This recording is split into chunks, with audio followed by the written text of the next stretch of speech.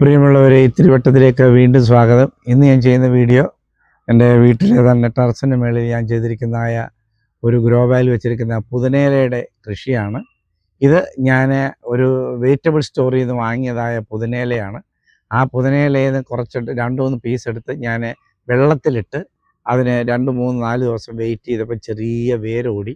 അതിനുശേഷം ഞാനത് മണ്ണിനകത്ത് അതുപോലെ ചാണകപ്പൊടിയൊക്കെ സിമ്പിളായിട്ട് ചേർത്തിട്ട് ഞാൻ മണ്ണിനകത്ത് ഗ്രോ ബാഗിൽ നമ്മളത് പാകി എന്നും രാവിലെയും വൈകിട്ടും എപ്പോഴും വന്ന് നോക്കി അതിന് വെള്ളമൊഴിച്ച് തളിച്ച് ഒരു പൂവാലിയുണ്ട് തളിച്ച് ആ പൂവാലി വെച്ച് തളിച്ച് അതിനെ പാകപ്പെടുത്തിയെടുത്തി.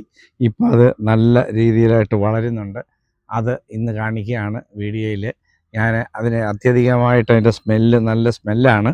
ആ വീഡിയോ ആണ് ഇന്ന് ഞാൻ ചെയ്യുന്നത്. 2 ഗ്രോ ബാഗുണ്ട്. ദാണ്ടേ നല്ലതുപോലെ വളർന്നിട്ടുണ്ട്. നല്ല ബുഷായിട്ട് വരുന്നുണ്ട്. ഇത് നമുക്ക് നല്ലതുപോലെ നമ്മുടെ ലെമൺ ഒക്കെ പിഴിയുമ്പോൾ നമുക്കിത് എടുക്കുമ്പോൾ നല്ല സ്വാദായിരിക്കും. ഇത് അതുപോലെ തന്നെ നമ്മുടെ എല്ലാ കറികളിലും ഇടാം. നല്ല സ്വാദാണ്.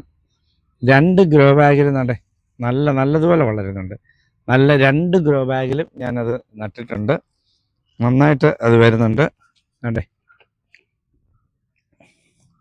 ഇത് നല്ല ഇതായിട്ടുണ്ട്. അത് ചെറിയ നല്ല ലീഫാണ്. ഇത് നമ്മൾ നുള്ളിയെടുക്കുക. ഇത് നമുക്ക് നല്ല ഫ്രഷ് ലെമണിനകത്തൊക്കെ നമുക്ക് ഇട്ട് കുടിക്കാം.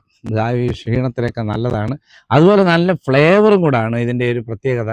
നല്ല ഫ്ലേവറാണ്. നമ്മളെപ്പോഴും ഇത് വാങ്ങുമ്പോൾ നമുക്ക് ഇതുപോലെ നമ്മൾ ഈ മലക്കറി കടയിൽ നിന്നൊക്കെ വാങ്ങുമ്പോൾ നമ്മൾ ഇതിനകത്ത് 2 തണ്ടെടുത്ത് നമ്മൾ സൂക്ഷിച്ച് എവിടെയെങ്കിലും സൂക്ഷിച്ച് ഇങ്ങനെ ഇതുപോലെ വെള്ളത്തിലിട്ട് വേരോടി കഴിയുമ്പോൾ നമ്മളിതിനെ കൊണ്ട് പായി കഴിഞ്ഞാൽ നമ്മുടെ വീട്ടിലേക്കുള്ള പുതിനയില ഇറച്ചിക്കറിയിലും മറ്റ് കറികളിലും ഒക്കെ ഇടുമ്പോൾ നല്ല മണം കിട്ടും.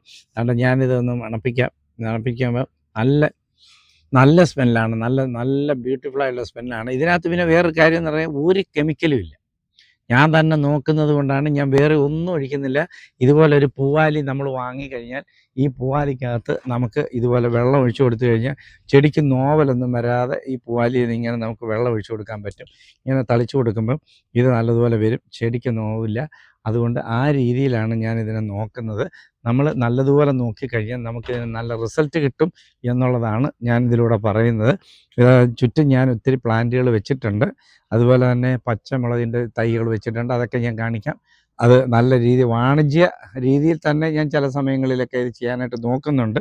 എന്നാലും നമ്മുടെ വീട്ടിലേക്ക് വിഷരഹിതമായ പച്ചക്കറികൾ കിട്ടുന്നതിന് വേണ്ടിയുള്ള പരിശ്രമത്തിലാണ്. അതുപോലെ തന്നെ പാവലിനൊക്കെ നട്ടിട്ടുണ്ട്. ഇതിനടുത്ത് തന്നെയാണ് പാവലൊക്കെ നിറച്ച് വരുന്നുണ്ട്. അതുപോലെ തന്നെ പാവലിനകത്ത് പാവലിന് ഒരു കെമിക്കലും ഇല്ലാത്ത പാവൽ വരുന്നുണ്ട്. ഇനി ഞാൻ വേറൊരു കാര്യം അത് സർപ്രൈസ് ആയിട്ട് ഇരിക്കട്ടെ. ഞാനത് കഴിഞ്ഞിട്ട് അതും കാണിക്കാം. ഓരോ വീഡിയോ ആയിട്ട് വരും. നിങ്ങൾ എന്നെ സബ്സ്ക്രൈബ് ചെയ്യണം. അതുപോലെ തന്നെ ലൈക്ക് ചെയ്യണം. Okay, thank you all.